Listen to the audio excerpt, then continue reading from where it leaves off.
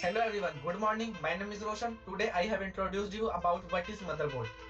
तो गाइस आज के इस वीडियो में हम पढ़ेंगे मदरबोर्ड क्या होता है, मदरबोर्ड के कौन कौन से कंपोनेंट है, मदरबोर्ड कितने प्रकार के होते हैं, मदरबोर्ड के क्या क्या फीचर हैं, मदरबोर्ड को कैसे इंस्टॉल किया जाता है और मदरबोर्ड को कैसे ट्रबल शूट किया जाता है। तो गाइस जैसे कि मैं अपनी स्क्रीन पे आ गया हूँ, आज हम सबसे पहले बात करेंगे what is motherboard. It is most complicated and important part of a computer which is first to consider when building a computer. इसका मतलब ये कंप्यूटर का सबसे इंपॉर्टेंट और कॉम्प्लिकेटेड पार्ट है और इसको सबसे पहले कंसिडर किया जाता है जब हम किसी भी कंप्यूटर को बनाते हैं। नेक्स्ट हमारा आता है type of motherboard form factor. इसका मतलब फॉर्म फैक्टर के हिसाब से हमारे मदरबोर्ड कितने प्रकार के होते हैं। जैसा कि हमारा पहला मदरबोर्ड है AT motherboard. AT motherboard stand for advance technology motherboard and then second is ATX motherboard stand for advanced technology extended motherboard and third is micro ATX motherboard and fourth is mini ITX motherboard stand for mini information technology extended motherboard and fifth आता है हमारा EATX motherboard extended technology advanced extended motherboard। So first of all हम बात करेंगे AT motherboard की। AT means the motherboard consist of advance technology power connector. इसका मतलब जो एट मदरबोर्ड थे ये एडवांस टेक्नोलॉजी के पावर कनेक्टर का यूज करते थे। The AT motherboard are used in mid 80s। इसका मतलब जो हमारे ये मदरबोर्ड थे ये 1980 के दशक के बीच में यूज होते थे। The dimension is 13.12 inch of this motherboard make it difficult for new drivers to get installed. इसका मतलब जो ये हमारे मदरबोर्ड थे इसकी साइज 13.2 इंटू 12 इंच की थी और इसमें जो हमारे एक्सटर्नल हार्डवेयर के जो ड्राइवर्स होते थे उसे इंस्टॉल करना बहुत ही मुश्किल होता था।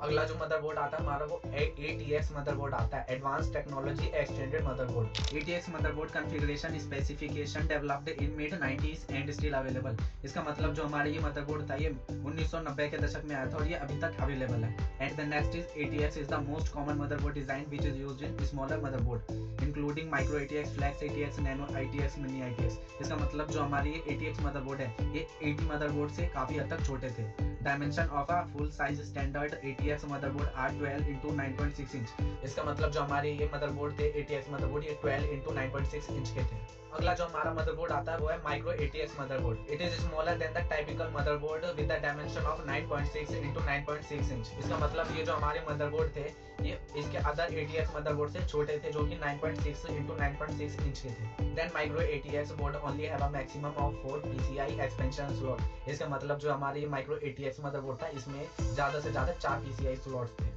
जो हमारा अगला मदरबोर्ड है वो है mini ITX motherboard. Mini ITX stand for mini information technology extended motherboard. Mini ITX is 6.7 into 6.7 inch in dimension which is smaller than any other conventional motherboard. जो हमारा मिनी ITX मदरबोर्ड था ये 6.7 into 6.7 inch का था जो कि इसके अलग मदरबोर्ड से काफी हद तक छोटा था। Smaller size and fanless cooling which enables it to low power consumption. इसका मतलब इसका स्मॉलर साइज और फैनलेस कूलिंग इसे इनेबल करता था लो पावर कंजप्शन करने के लिए। Mini ITX board can be used in any cases which are designed for ATX, micro ATX and other ATX variants if desired। Mini ITX board का use कई cases में किया जाता था जो कि ATX, micro ATX और अदर ATX वेरिएंट्स के लिए यूज किया जाता था जब डिजाइड होते थे। अब हम बात करेंगे अपने अगले और आखिरी मदरबोर्ड की जो कि EATX मदरबोर्ड है। EATX मदरबोर्ड का यूज ज्यादातर गेमिंग के लिए किया जाता था। ये जो हमारा EATX मदरबोर्ड है ये बहुत ही ह्यूज मेमोरी और मोर CPU कोर्स के साथ आता था। It has a lot of PCI slot and DIMM slot. इसका मतलब ये जो कि अदर मदरबोर्ड आते थे उसके हिसाब से इसमें बहुत ही सारे PCI slot and DIMM slots available थे। These board have inbuilt wifi sound card on board troubleshooting feature and powerful VRM। इसका मतलब हमारा जो ये मदरबोर्ड था इसमें inbuilt wifi sound card and powerful VRM थी और इसकी एक और खूबी थी कि ये अपने आप को ऑटोमेटिक ट्रबल शूट कर सकता था। सो गाइस अब हम बात करेंगे मदरबोर्ड्स के कंपोनेंट के बारे में। इसका मतलब हमारे मदरबोर्ड में कितने तरह के कंपोनेंट होते हैं। तो पहला है हमारा chipsets, expansion slot and buses, memory slot, CPU and processor sockets, power connectors, onboard disk drive connectors, keyboard connectors, BIOS firmware, CMOS battery, front panel connectors, integrated peripheral ports and headers. So guys अब हम बात करेंगे motherboard के feature की। कई विशेषताएं जो motherboard को अलग करती हैं जिनमें भौतिक विशेषताएं भी शामिल हैं जिन्हें संयुक्त रूप से फॉर्म फैक्टर भी कहा जाता है। The chipset used which define the capability of the motherboard. इसका मतलब जो हम चिपसेट यूज करते हैं ये हमारे मदरबोर्ड की कैपेबिलिटी को डिफाइन करता है। The processor the motherboard support. इसका मतलब हमारा जो मदरबोर्ड कौन सा प्रोसेसर सपोर्ट करता है। The BIOS it use. हमारा मदरबोर्ड कौन सा बायोस यूज करता है।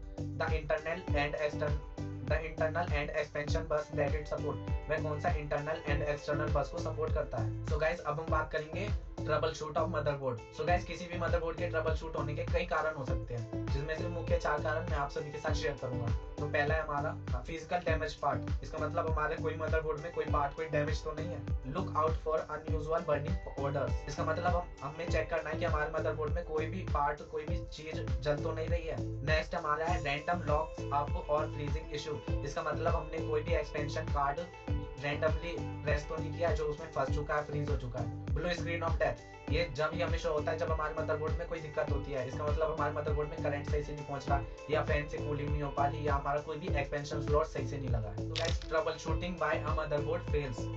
So first of all, overheating. Second, fan failures. Then too much dust in the system. Accidental drop that subject component to unnecessary shock. Power surges or unstable voltage. अब हम बात करेंगे trouble shoot अ motherboard failure issue. इसका मतलब अगर हमारा कोई भी मदरबोर्ड फेल हो रहा है या चल नहीं रहा है तो उसे कैसे हम ट्रबल शूट करेंगे। किसी भी टेक्नीशियन और किसी भी यूजर को अपने मदरबोर्ड को ट्रबल शूट करने के लिए 2 तरीके होते हैं। पहला तरीका यह है कि अपने कंप्यूटर को चेक करना है कि ये पावर ऑन सेल्फ टेस्ट कर रहा है और ये अब अपने आप को बूट कर पा रहा है या नहीं कर पा रहा है। दूसरा तरीका यह है कि अपने सिस्टम को देखना है कि ये पावर ऑन सेल्फ टेस्ट कर पा रहा है या नहीं कर पा रहा, ये अपने स्क्रीन को ऑन कर पा रहा है या नहीं कर पा रहा। अगर इसके बाद भी तुम्हारी स्क्रीन ऑन नहीं हो रही तो इसका मतलब तुम्हारा मदरबोर्ड खराब हो चुका है, अब उसे शॉप पे ले जाने की जरूरत है। हार्डवेयर और नेटवर्किंग से रिलेटेड वीडियोस को देखने के लिए हमारे चैनल को सब्सक्राइब करना ना भूलें।